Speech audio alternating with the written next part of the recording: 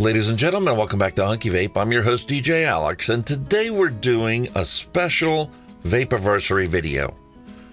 It's been 2 years, over 2 years now, that I'm actually getting the time to record this, but it has been over 2 years that I haven't had a combustible cigarette. I never thought I would ever be able to make that statement. 2 years without a cigarette. And it owe it all to vaping. Yeah, I know some people are going to say, well, dude, you're vaping, so you never actually quit. Well, you know what? You can shove it up right up your... That's what I think you can do. Because this product is 95 to 99% safer. It's amazing. Looking at the PMTA applications, I've come to find out when they did the particle analysis on the vapor that comes out of these devices, less than 1% of the chemicals that you would be exposed to if you were smoking a cigarette can be present in a vapor product. Less than 1%. That should mean something to these people that are so against vaping.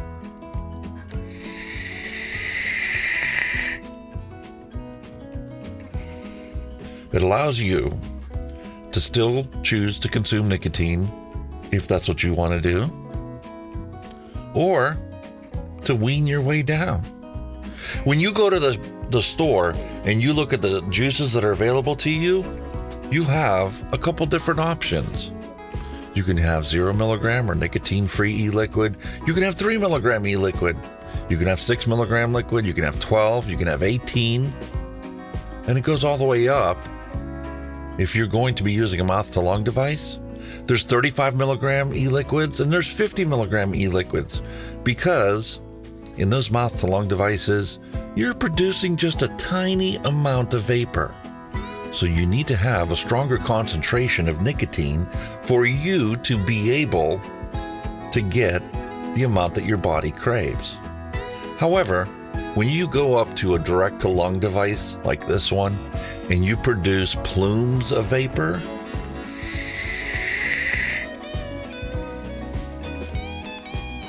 or you go up to a really big tank like the Steam Crave Titan,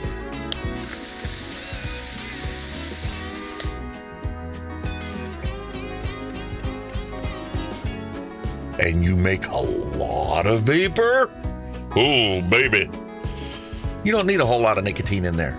So you could literally put a 1 milligram concentration of liquid into the Titan and still get the amount of nicotine that your body craves.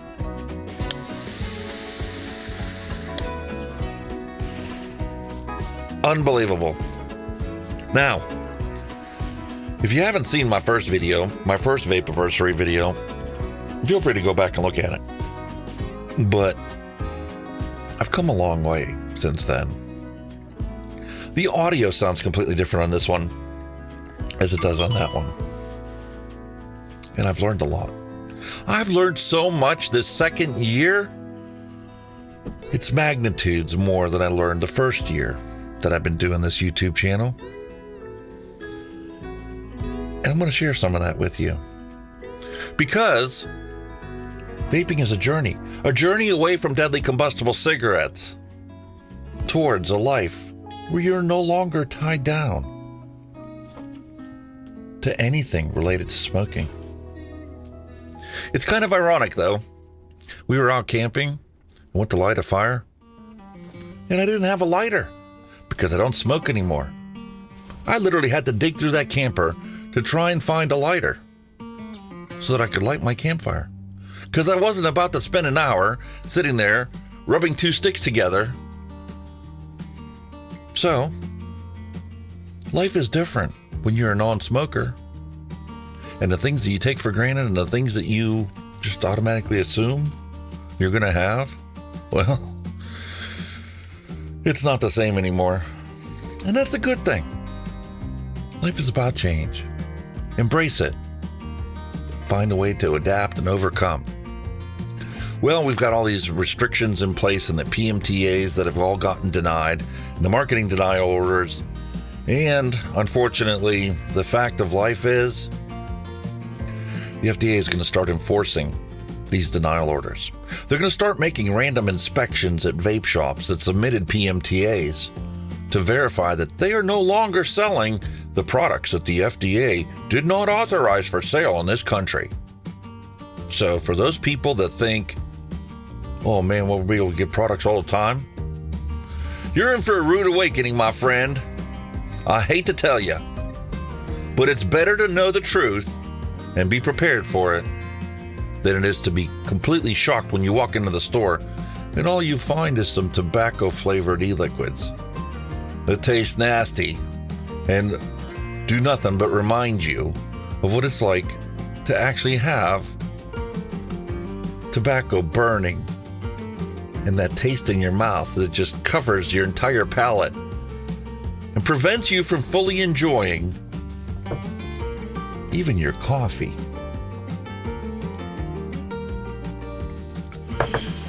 All right. I did get some vape mail in finally. I've got $500 worth of money tied up in the postal system and couriers and in who knows what other avenue of delivery method to my residence. But my V Pro came through for me and got me my packages so I can review things and so I can go and make the videos that I promised you guys. Because I said I was going to do a comparison of Celu cotton with organic cotton. And I've got actually two different kinds here. I have Celu cotton that's actually 100% cotton. Okay? And I've got regular Celu cotton, which is 100% rayon fibers. So now that I have the extra tanks that I ordered, I'm going to be literally able to do a side-by-side comparison on two arbiters with the exact same coils, and the only difference that's going to exist between these is going to be the wicking material. I've got organic cotton, I've got Firebolt cotton, I've got cotton bacon, I got cotton bacon prime, I've got all these different wicking materials available to me. And now I'm going to finally be able to understand the difference between all these different wicking materials. Is it worth spending $5, $10 on a bag of cotton? I mean, I appreciate the shoelace cotton. That makes my life a little simpler. Saves me a whole 5 seconds when I'm trying to wick something. But we're lazy. Let's be honest, folks. We're all lazy. And deep down in heart, if you have a choice between doing things that's going to be a little complicated and a little finicky and just grabbing something that is ready to go and you just plop it in and pull it through and you're done, what are you going to choose? Most of the people out there are going to choose the easiest option available. And that easiest option, for most people, is shoelace cotton. So, are we going to use the processed shoelace cotton? Or are we going to find that spending $5 on a box of rayon or a box of Celu cotton that's literally made from cotton that's going to last us the rest of our vaping life and is going to prevent us from having to spend hundreds of dollars on this specialty branded cotton that's no different other than the packaging from what these can do? And does rayon actually improve flavor? Some people say it does. Some people say that it's no. Sometimes you just need to do an experiment yourself to find out what you think. Doesn't matter what I tell you or what other reviewers on Facebook or YouTube or social media or Reddit talk about. It's about what you experience. So that's what we're going to focus on. improving our experience and enjoying this to the fullest.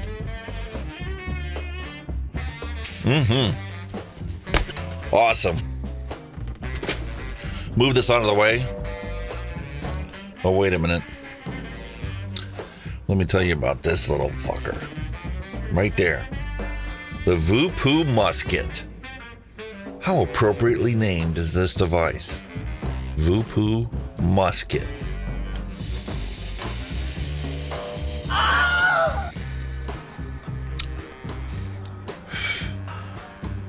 Yep.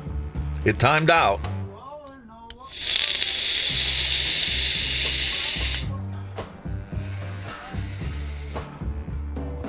When it works great.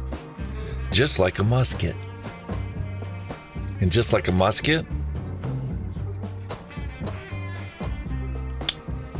sometimes it reads it.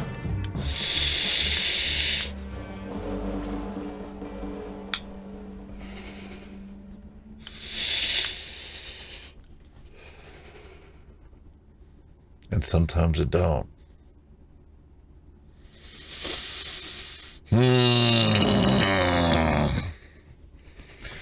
Talk about frustrating.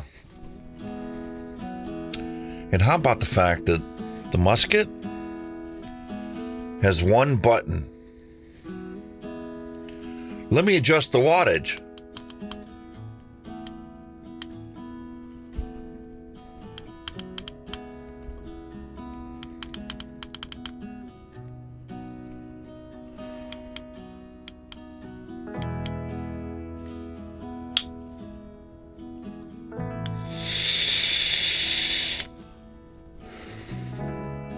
Oh, I moved the wattage just a little too much up. Let me move the wattage down. But I only have one button.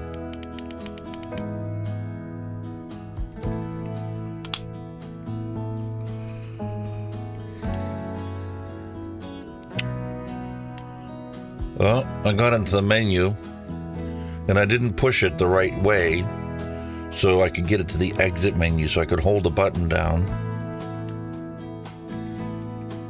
And it's locked. So now I need to get back into the menu. 5 clicks. It didn't get into the menu. Okay, got a little faster. Apparently it registered 6 clicks because now it moved down in the menu. Exit. Now let's try and adjust it. Again, 3 clicks. Oh, wattage.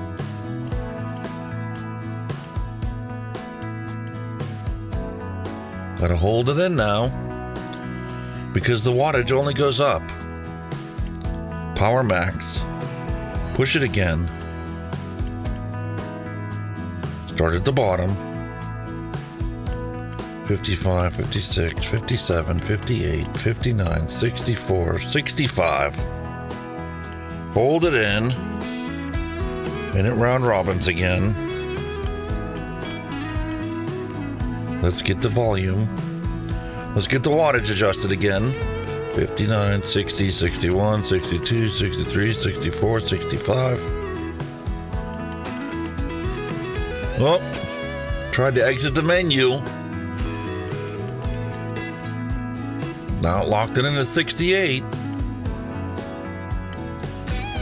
Locked. Locked. 6.5 hours later. 70, 80, 90, 100, 120, max wattage. 5. 6.5 hours later. Overshot. Now I'm at 69. Let's do it again. Now I'm at 120. Round robin.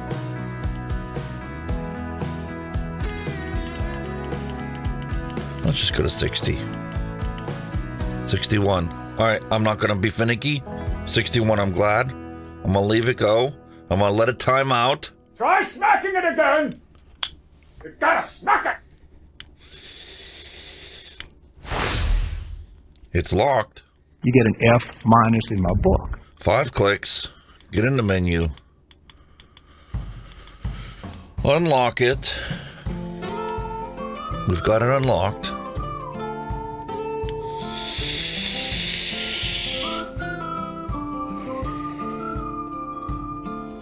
That's what I had to go through to lower the wattage from 65 to 61.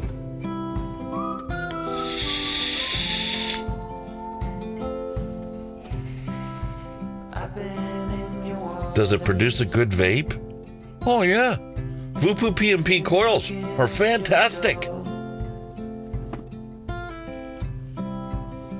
But you know what? I've got a device here that's got the extra buttons, and I can make literal adjustments up or down very, very easily. As opposed to the musket. Is it worth it to get a mod that does dual batteries? A slick form factor?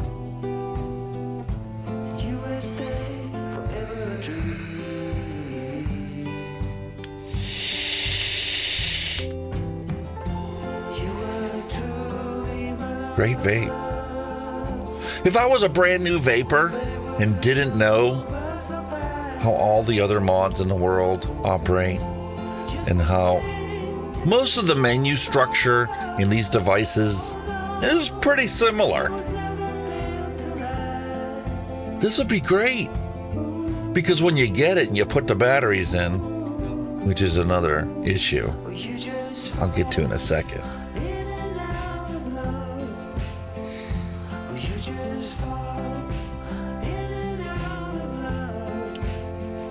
Okay, if you're a brand new vapor and you didn't know any better, and you found this thing for $40, which is not what I paid for it. I paid $65 for it. Because it was the latest, greatest thing, and that's what he just got in. Fog Vapery, Fairview Park, Ohio. Great guy, beautiful shop, well stocked, wide variety of inventory. But even he, when he first opened the package up, had the same problem you're going to have if you get this. The battery compartment. Can you see any labeling in there? Anything that shows you which way to put your batteries in?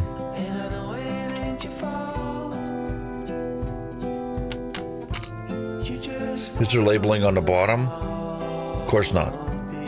There's not going to be any labeling on the bottom because this thing can go in either way. So it can be on the positive side or the negative side. It doesn't matter. It goes in either way. And it comes completely off when you're changing your batteries.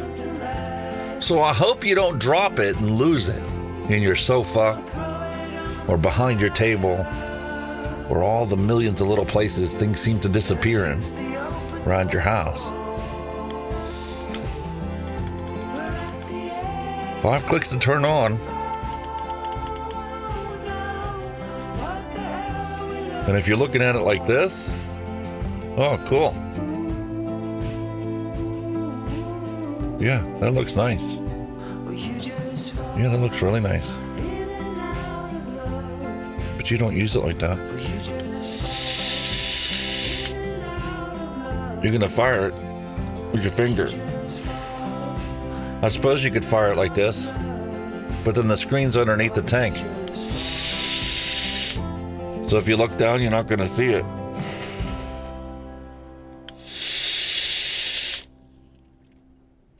The screen's upside down when you're looking at it. Like that. Yeah. Works great. Love it. It's fantastic. Everybody should have one.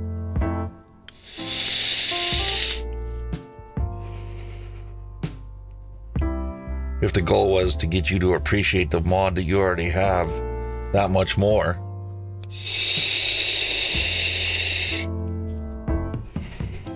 Look at that screen. Gorgeous. Easy to read. It doesn't even flicker on camera. Then again, that's a stabilized wood mod. The old Troner Gaia.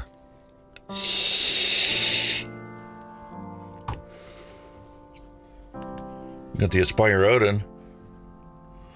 Nope, sorry. That's the Oxford Arbiter on the Dovepo Odin. O-D-I-N. Nice screen. And the argument is, you can't see the screen when you're using this one either.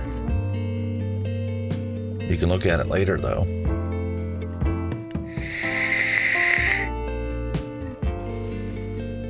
My problem with the Odin? This lovely battery tray that if you push down on the mod, it likes to open up on its own.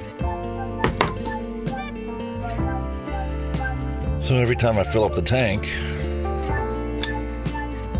I have to take my batteries, I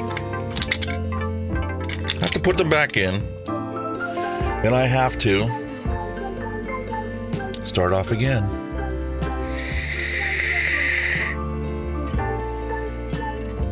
But I love this form factor. It's like the Wismec Rouleau, but that's a 3 battery mod. There's only a 2 battery mod.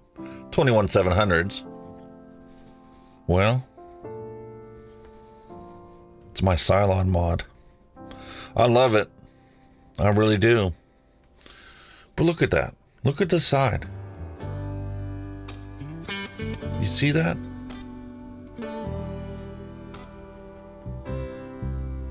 Look at all the grunge in those cracks.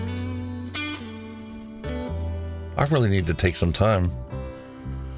Grab some Q-tips, pull the batteries out of it, and give it a cleaning.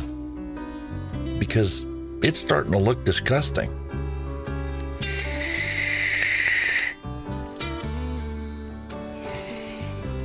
Here's some brutal honesty for you folks. You know, when you review these things and they're brand new and shiny, you're excited to review it, you're excited to have a brand new product.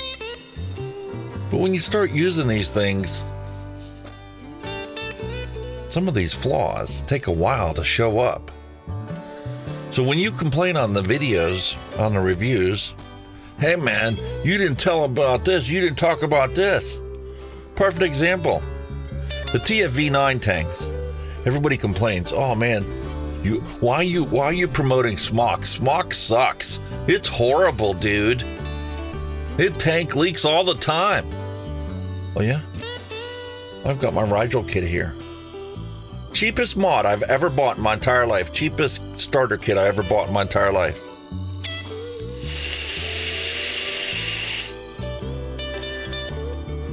Still the original coil. Works great. Hasn't leaked. Not one bit.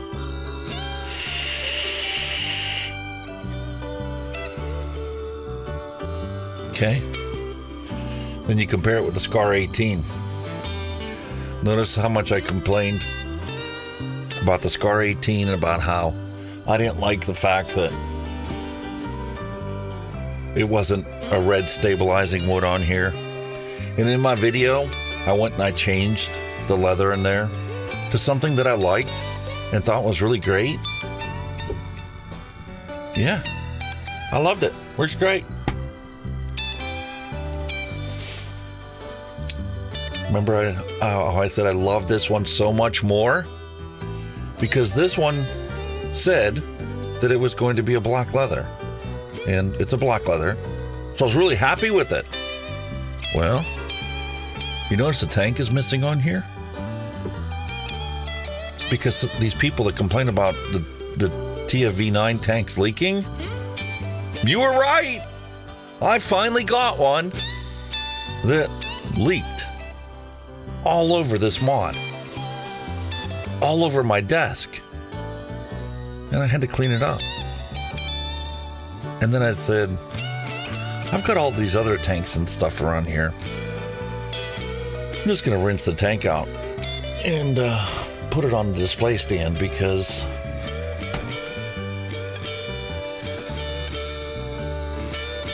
it leaked. That coil leaked. And there's absolutely no difference between this coil and the one that's on the Rigel kit.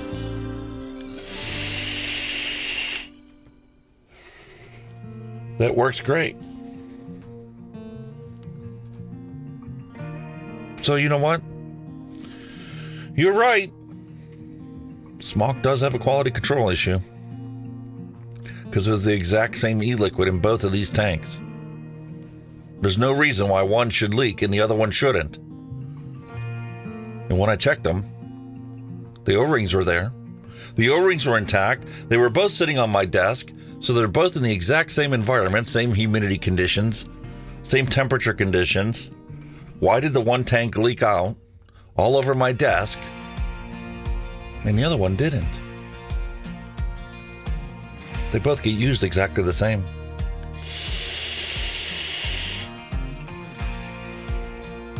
I have no idea. If you do know the difference in why one leaks and why one doesn't, send that information over to Smock so they can improve their products. So more of us vapors are happy and satisfied with their products. Speaking of Smock, here we have the Arc Fox kit. And take a look at the bottom of that. Let me get you to see it. Let the camera focus on there. You see there's a little bit of e-liquid right at the base of that tank.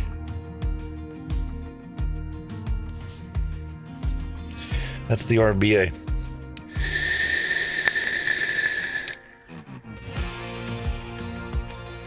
Running in temperature control mode. Because if I run it in straight wattage mode, the wicking can't keep up with it. Don't know why. Wicked it numerous times. Thing works great. First 4 or 5 tokes works fantastic.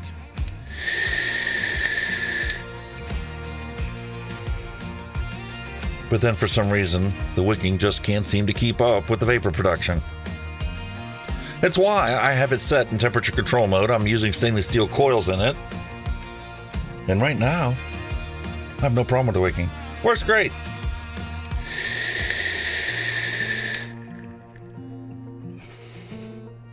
But it is still not as good as the stock coils that you buy for it, which, knock on wood, hasn't leaked for me ever.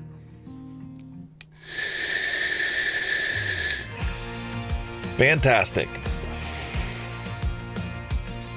Love it.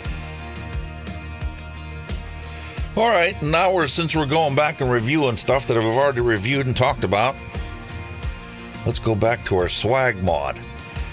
Look at that gorgeous screen hidden behind that carbon fiber panel. Oh, I love it.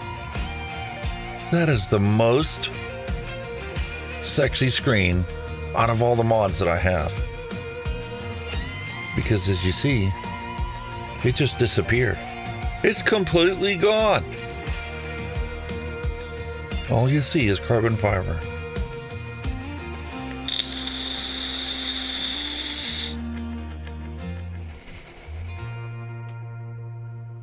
Vaperesso.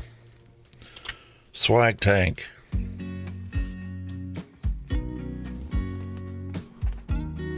There's the bottom of the coil.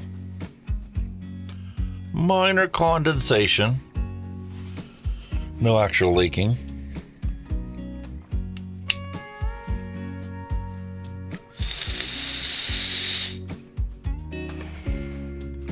Drop it in, and the coil works flawlessly 100% of the time for me so far. Great investment. Great tank, great setup. Portable. Single battery. Beautiful flavor. Squeezed green apple. Tastes just like biting into a green apple. Fantastic. All right. Enough reminiscing. The whole purpose of this video, when I started recording this and hit the record button today, was for me to be able to show you the things that I've learned.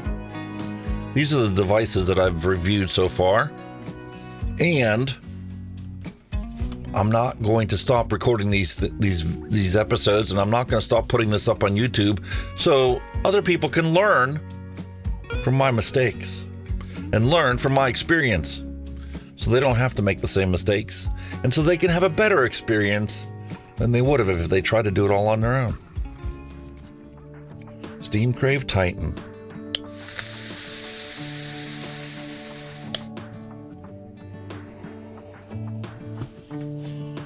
Holy vapor. You know, when I first started vaping, I kept seeking. I see where the cloud chasing cultural aspect of vaping came to be, because when you quit smoking and you start vaping and you come to realize, wow, this is pretty awesome.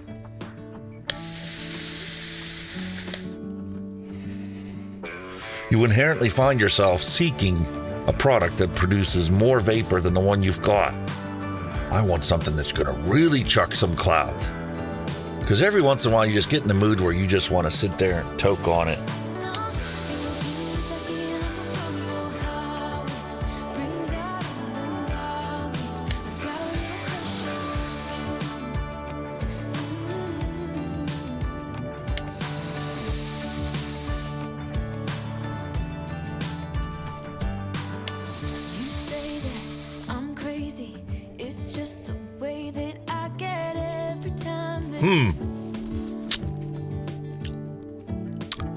Grape flavored e-liquid. That was my passion for the longest time, as you can tell by how many boxes of Salty Man you'll see in my previous recorded videos. In my other set, back when my studio was set up in my bedroom, I had a stack of these right alongside the shelf in the back of the scene, back of the set. I had 50 or 60 boxes, empty boxes, because that's how much of this e-liquid I vaped. And I even ordered a bunch of them when they were on 50% off sale. So I still got a bunch of them. But I also now have come to understand why some reviewers are like, I don't understand how some people can have the same e-liquid every single day, and that's all they ever vape. Well, you know what? Everybody's different. Everybody's flavor profile is different. Everybody's needs and requirements to get off of deadly combustible cigarettes are different. And you need to be understanding and welcoming of the fact that not everybody is going to have the same taste that you do. It's like somebody commented on my videos and says, why on earth would you vape 0 milligram e-liquid? I've got it right here. I made it myself. New OG Blue. 0 milligram. Nicotine free. And I do that because people need to understand you don't have to have nicotine in your vape to stay away from deadly combustible cigarettes. There are people out there that have transitioned down and still vape today using 0 milligram e-liquid. They can't tax it because there's no nicotine in it. There's no tobacco derivatives in that product. And that's what YouTube requires for these videos. Unless you want to age restrict everything. Except see, when you age restrict it on YouTube, it limits it to people that are older than 18. There is no way to age restrict your videos to only people that are 21 and older. It's the way the system has been set up. So, if you want to comply with all the rules and regulations and all the guidelines that are out there, including YouTube's community guidelines, well, if you're vaping on YouTube and you don't want to ever get banned for it, you have to use 0 milligram e-liquid, or you have to put up product disclaimers and nicotine warnings stating that you're using nicotine in a video that somebody might watch who's underage. So, all these products on here, when I'm recording for YouTube, when I do a product review, are filled with 0 milligram.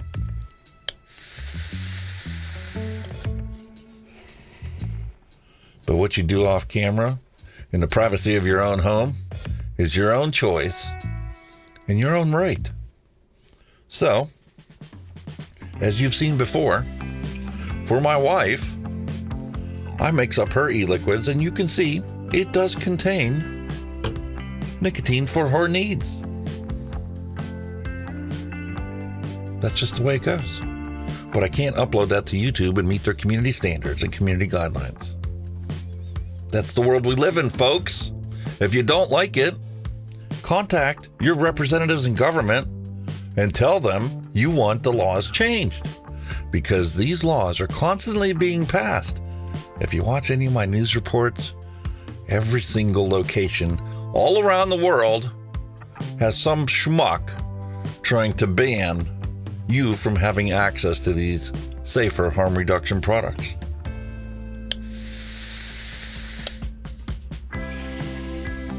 It's the reason why the majority of the content on this channel has been primarily advocacy focused. Because there's too many people out there that are complacent and not even realizing that these products are being banned, and you haven't realized it yet because the vape shop you go to has no problem breaking the laws. Because as an ethical person, you need to do what's right, not what the law tells you to do. But that's a whole different conversation for another day. Today on my Vapeversary special, I'm going to show you guys the things I've learned my second year of being a vapor. And that primarily focuses on, as you guessed it, making your own e-liquid. It's something I would have naturally done anyway, partially because of the cost savings. Why am I going to go into a store and spend $30 on a bottle like this when I can go and make my own bottle that actually has 20 milliliters more than that one does? And the cost to make this was $5. And that's buying everything in small quantities. Small bottles of EG, small bottles of PG, small bottles of nicotine if that's what you need, and the bottles themselves. Buying them in packages of 5 or 8, right on Amazon. It's readily available everywhere. Or you can go to Bull City Flavors, where you get your flavoring agents, and buy from them, because they have them too. And next thing you know, you end up with a desk like mine that's full of all these different e-liquids that you made yourself. Because then the crafting and the hobby aspect of vaping kicks in, and you decide, wow, the stuff I made tastes better than the stuff I bought in the store last week. Perfect example. Space Rocks by Lost Art Liquid. I bought this a long time ago, just as something to try. And when I looked at the website and I looked at the description for this e-liquid, I'm like, okay, Space Rocks. Reminds me when I was younger. You have that candy, it's super sweet. Okay. Most of the e-liquids we have nowadays are super sweet. Hence the sweeteners that we put in them when we make our own. But what was shocking to me was I hated the e-liquid. It just was nasty. Strawberry kiwi, you would think would be like, oh, that's all right. But when you take it and try and make it like a Space Rock candy, it is sickeningly sweet. And the sickening sweet aspect of it completely detracts and muddles the flavor of the strawberry and the kiwi. It takes like, if I had to find some comparison to it, it would be like taking strawberries, removing the stems, mashing it in a bowl, taking a kiwi, peeling the fuzzy skin off of it, mashing it up with the strawberries in a bowl, and then leave that bowl to sit for 2 weeks and let all that fruit macerate. And then, to get the sweetness aspect of it, take a cup of sugar and pour it into that bowl and mix it up. And vape it before it starts to ferment. Because if it ferments, you can make moonshine out of it and overcome that sweetness. But in its raw form of a macerated fruit with sugar, oh, that was disgusting. And I figured, oh well, my wife likes things really sweet. I'll just give it to her and let her vape it. That didn't quite work out. I took a freshly wicked arbiter, filled it up with this. I tried it. I did not like it. So I handed it to my wife before we went to bed. Bad move. Because she hated it worse than I did. As soon as she took 2 tokes off of that, went back in the bathroom to brush her teeth to get that nasty flavor out of her palate. It just was not good. And you don't know what is good and what you like and you don't like until you try it. So, to be honest with you, you might as well make your own. Because when you make your own, you're only going to make the stuff that interests you. And then it's just a matter of finding the right percentages so that it matches your expectations. And it's fantastic. So, my wife last week, before we went camping, was finishing off the bottle that she got. It was Jam Monster, I believe. And it was a strawberry, kiwi, and mango flavored e-liquid. So that's what I did. Before we went camping, I grabbed a little Boston bottle, a little 30 ml bottle, and I mixed it up. I just did straight 3%. No, that's what my intention was. Straight 3% of all 3 of those. Juicy peach, sweet mango, and guava. Those are the 3 flavors I grabbed. So I put it in there. And when I'm looking at it, I'm going, is 3% really going to be enough? So I went with 4%. And then I looked at it and I'm like, wait a minute, before I do this, what's the average percentage that people use these juices in the recipe? I took a look at it. I'm like, okay.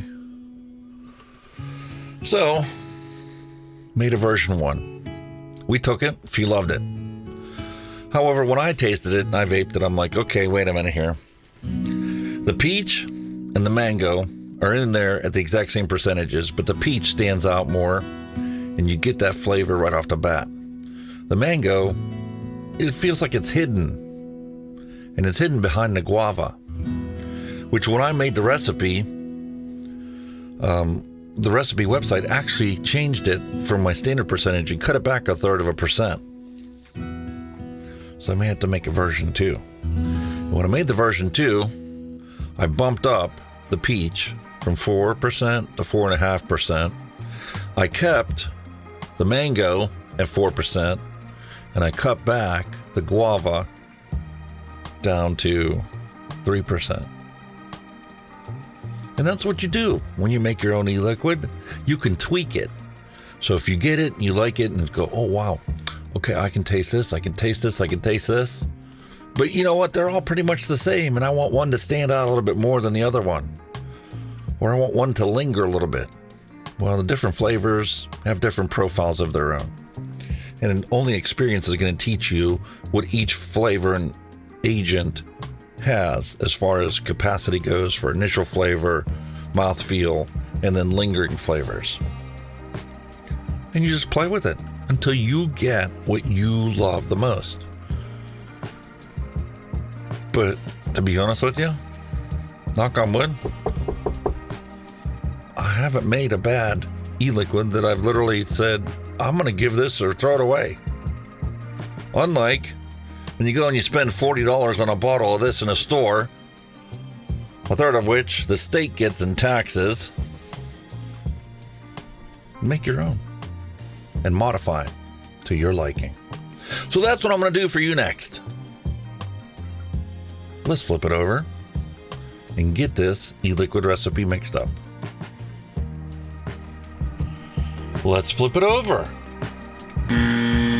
All right, so here is an adaptation of the peachy mango guava. I decided this time I'm going to cut back the peach just a hair since it was really pronounced the last time. And if we take a look at this one, you'll see that the guava is at 3%. The mango has been bumped up to 4.5%, and the peach has been brought down to 4%. So this is what we're going to go mix today. Let's flip it over to the overhead camera so you can see what I'm doing. And there we have it. I got started earlier. Can't seem to pick the right scene today in OBS. So I got 5 point in there now. We're going to need to put, according to the recipe, we need 11.19 grams of PG. So we'll add our PG until that reads 11.19.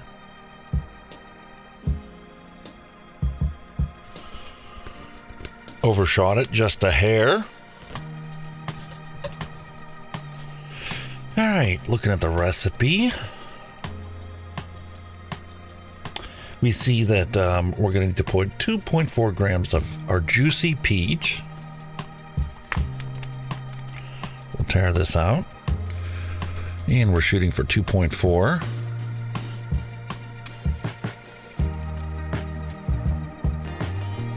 Almost there.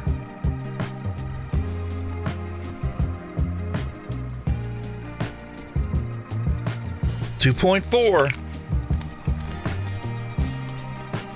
Now we need to have 0.32 of super sweet. Oh. Wow, overshot that one by a lot. Next, for our sweet guava, we need 1.85 grams.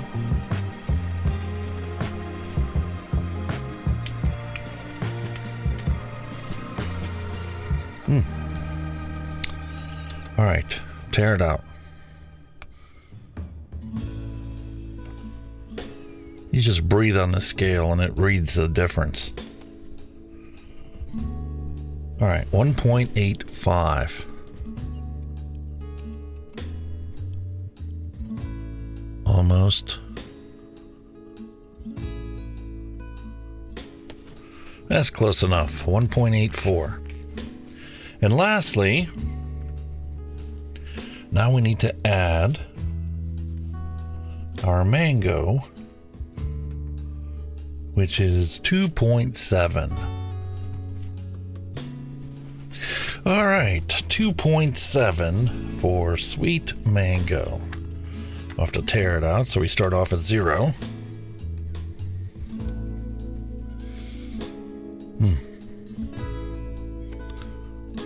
Two 2.2, 3, 4, 6,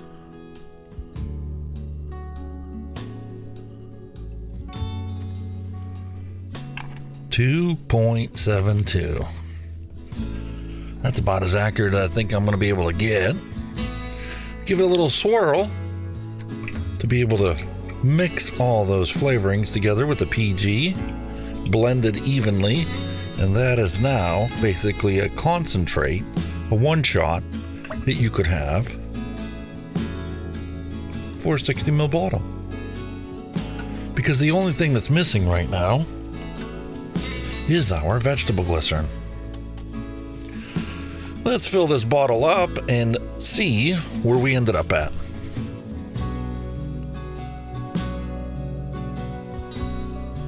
I'm going to take it right to the rim. That is actually a little more than I would like to put in there because now there's not very much room for the air that we're going to use when we shake it. And we grab the cap. Well, let's look at the recipe. Yeah, it says we need 52.97 and we're at 54.16. Like I said, just a hair over in VG from what we want, but it's not going to significantly alter our flavor. And you see, we have the thicker vegetable glycerin intermixed with our flavoring that is all PG based. We'll give it a good shake. And just already, you can see some of it starting to mix up. And we pull out our fancy schmancy vortex mixer. And it is already starting to homogenize our blended e-liquid. Let me flip it over. Now for a good shake.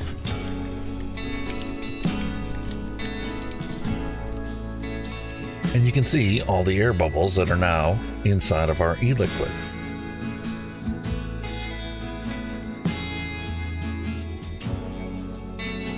That is very well blended. Cool. Put our mixer aside. I'll make a label for this. And I'll have to have my wife give you a report on how she likes this one compared to the first one. Do you like it with a little more peach in it or a little bit more mango? We'll see what the profile is like in a couple days. Speaking of waiting a couple days to find out how good something is, I mixed up Pipa Star's Lemon Bakehouse Queen. Let's take a look at the recipe.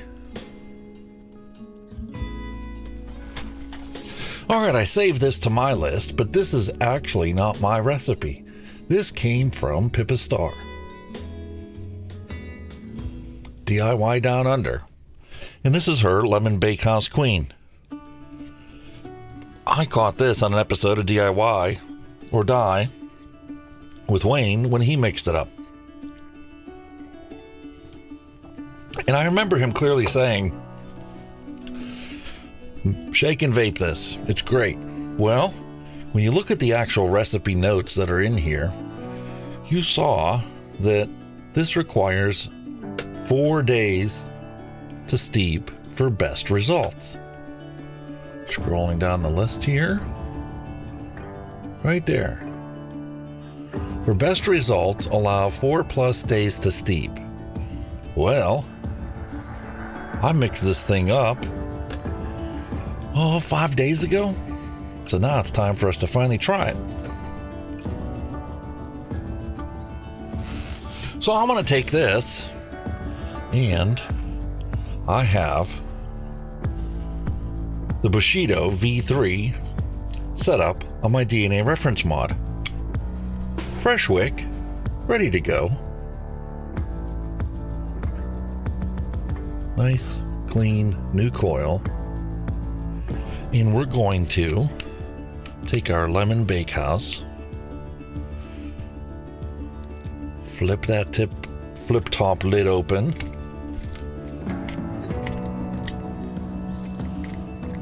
break the seal on our lovely juice. Let me flip it over.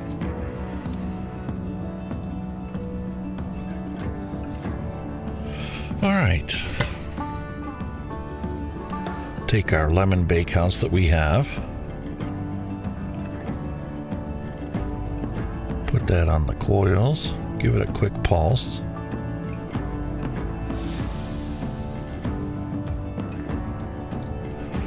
I think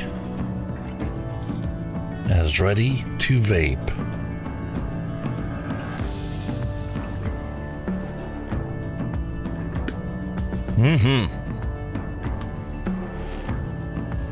I have this thing running at 35 watts just to get it started.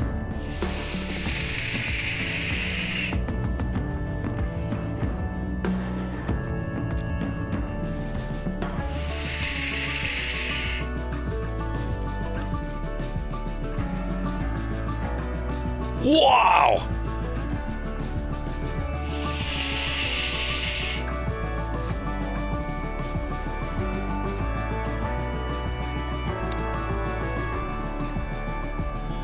That is a true lemon Bakehouse. The lemon is very pronounced, doesn't have any of that pledge flavor to it.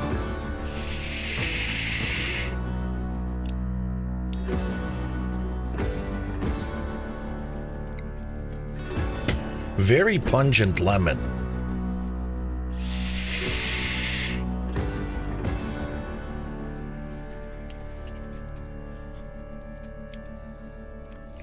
But it doesn't have very much of that Bakehouse.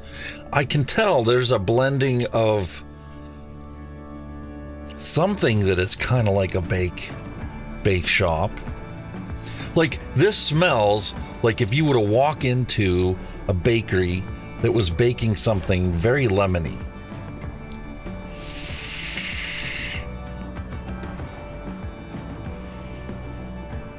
It's not like a lemon wafer. It doesn't have that cookie aspect to it or cookie mouthfeel like you would get with a lemon drop cookie. It isn't overly sweet like you would expect with a lemon drop cookie.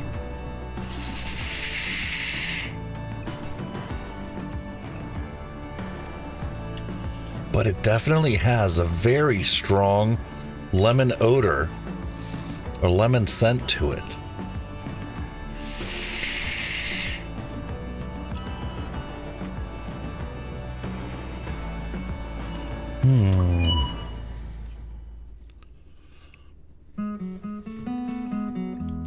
I think if you were to take and put a little sugar cookie with this, it would taste exactly like a lemon drop.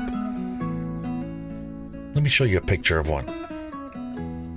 See, you have a lemon drop here with that nice frosted icing, the vanilla icing that goes on top. But you get that true lemon flavor. I think if we were to take this lemon Bakehouse, add a little sugar cookie to it, we can get that cookie flavor.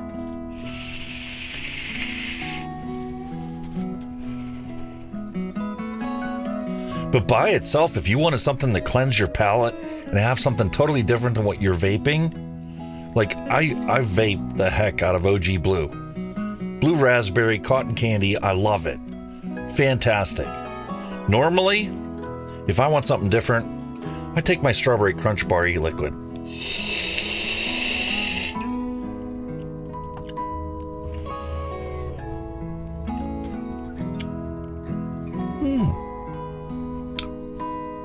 The pungentness of the lemon from this vape and then transitioning to this,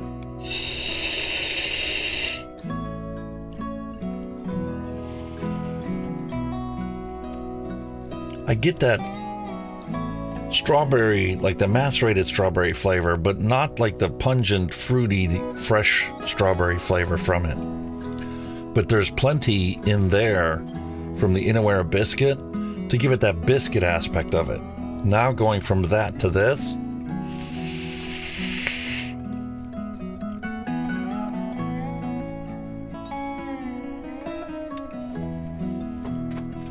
gives it that cookie-ish mouthfeel. Wow. I'm gonna have to adapt that. Give a try with some sugar cookie, or maybe even just throw in the biscuit to give it that extra little biscuity note. And I think we can have a perfect lemon drop.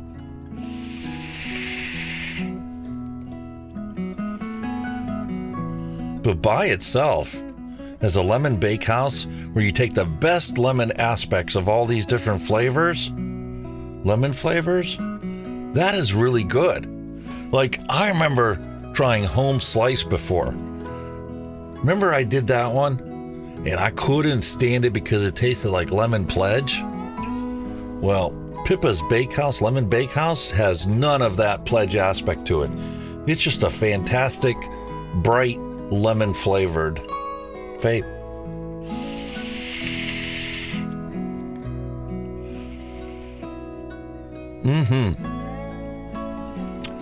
Yup. That is delicious. So I'm going to have to do an adaptation of that later. But right now, I've got 60 mils of this that I'm going to go and use because there's nothing wrong with it. Fantastic flavor. Pipa Star, I want to thank you for coming up with this recipe because I love it.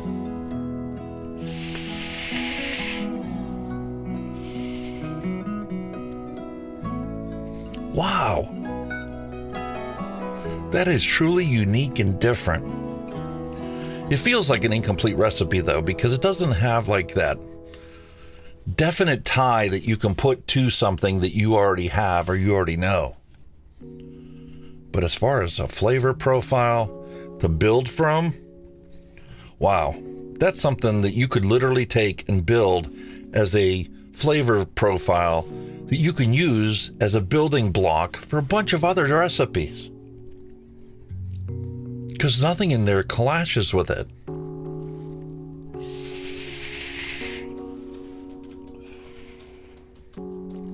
No chemical notes or nothing. It just tastes like lemon Bakehouse. That has got to be the most accurate name for that flavor. Nice strong lemon, but like the back end, it's like it smells like you walked into a bakery.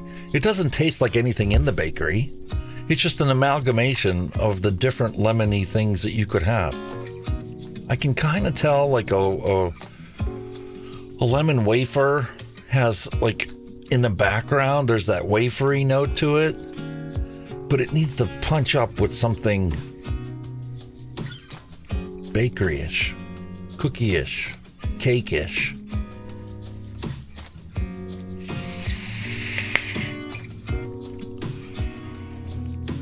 Like you would need a cake note to be able to achieve like a lemon pound cake.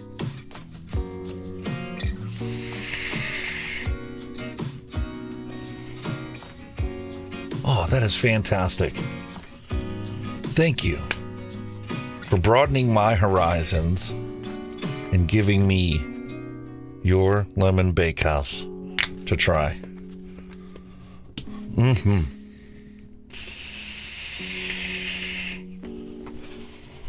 All right. Enough with the mixing. I think it's time for us to finally get around to opening our vape mail. So let me clean off my desk, and I'm going to switch it overhead so that you can see what I got in my vape mail package from my V Pro.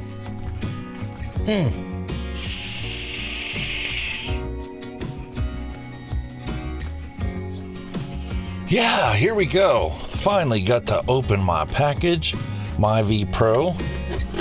So excited to finally have this. You know, I got 3 arbiters, Oxva arbiters. I still say that's the best RT8 on the market today. And what I'm going to be using to compare the different kinds of Celu cotton. You've got the rayon version, we've got the pure cotton version, and I'm going to wake up a bunch of different arbiters. I'm going to use organic cotton, I'm going to use the rayon Celu cotton, I'm going to use the cotton Celu cotton, and I'm going to compare it to, I don't know, cotton bacon or maybe even this Firebolt cotton to give it a try. But inside the order, up for review, is going to be the Lost Vape Thelma Quest.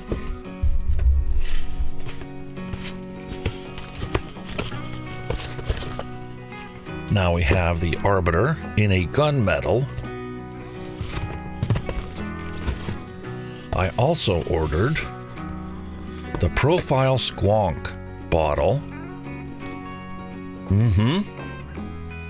Gotta have a nice squonk bottle, because when you find a good juice that you like and you've got a nice Bushido flip top dripper, well, you don't have to drip it. You can just squonk it when you're out and about. Speaking of which, here's the Pulse BF kit, of which I got from a previous earlier order a new side panel for it. So we're going to try out this squonk device And we got the profile squonk device. Fantastic. And I got the new Fat Rabbit RTA. Now I know there's a bunch of drama with this. Hell Vape is notorious for working with some reviewers, getting ideas, and then incorporating them into other things when they don't work out. But I'm going to go past the drama and focus exclusively on the device, because that's what ultimately you're going to determine is it worth purchasing or not? Is the Fat Rabbit RTA with its new deck something that's interesting and worthwhile? Only way to find out is to try it. So that's going to be tried out. I also finally got around to getting a drop solo.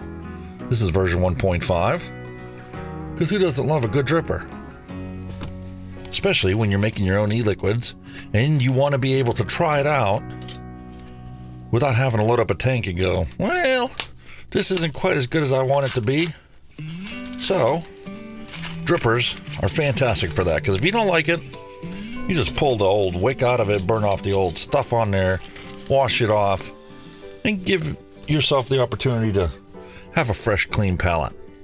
Now, something else I've been typically doing lately is when I order another tank, especially for the Arbiter, I have to get myself an extra glass, because you never know when you're going to tip something over, break the glass, and then the tank is useless. So it's always a good idea when you're placing an order for a tank that you know that you love and you're ordering another one of, order some extra glass. Have it sitting around. I've got a box full of these for different tanks that I have, and it is wonderful to know that if this thing breaks, the glass on here breaks, I can just swap out the glass, put a new one in, and be on my way. So, in the upcoming weeks, these are going to be the things that I'm using for my upcoming reviews. We're going to take a look at the Profile Squonk, find out how good it is. We're going to take a look at the Vandy Vape Pulse BF Kit, the original, the OG Squonker, and the brand new Lost Vape Thelma Quest. I haven't had a good Lost Vape mod yet. So, is it going to be wonderful? Is it going to suck donkey balls? The only way to find out, open it up, try it out. And that's going to be coming up on the channel. Last weekend was my anniversary weekend, so my wife and I went up to camp, spent a day up there. Actually, I ended up extending our stay. Went out to Cook's Forest, drove around there, visited the shops, and saw what happened over the course of the past year. Some places changed hands, some other places are for sale, some places closed down. Well, unfortunately, the world we live in has changed dramatically because of COVID, and it has nothing to do with any legislator in office today. That's just a fact of reality. You know, when businesses operate on the slim margins that they do, it doesn't take very much for the people that were barely making it to not be able to continue running their business. So properties are going up for sale. Fact of life, I suppose. Neither here nor there. I want to thank every single one of you guys that have been along with me on this journey through my second year of vaping, my second year of not smoking a cigarette, thanks to vaping.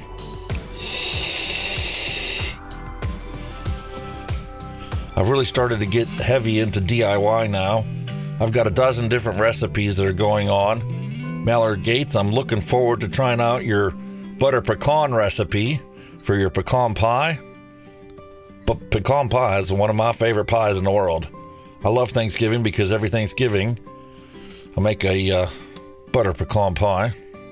Well, I'm going to try and make a butter pecan e-liquid or pecan pie e-liquid. And I don't have one of the ingredients that you have on there, so I'm going to have to substitute something out. But that's the fun part of being able to do DIY e-liquid. You can make something that tastes almost as good as something else. In your opinion, it might be better. It might be a little bit different. It might be a little bit worse. Only way to try it, experiment. Have fun and enjoy vaping. It keeps you occupied. get your mind off of combustible deadly cigarettes, and it leads to a healthier lifestyle. So, thank you very much for sticking around to the very end. I truly appreciate every single one of you. If you hit the like or dislike button below, I would truly appreciate that. It helps the YouTube algorithm. And I'll catch you in the next video. So until next time, peace, love, and a Hunky Vape is all you need to stay away from deadly combustible cigarettes.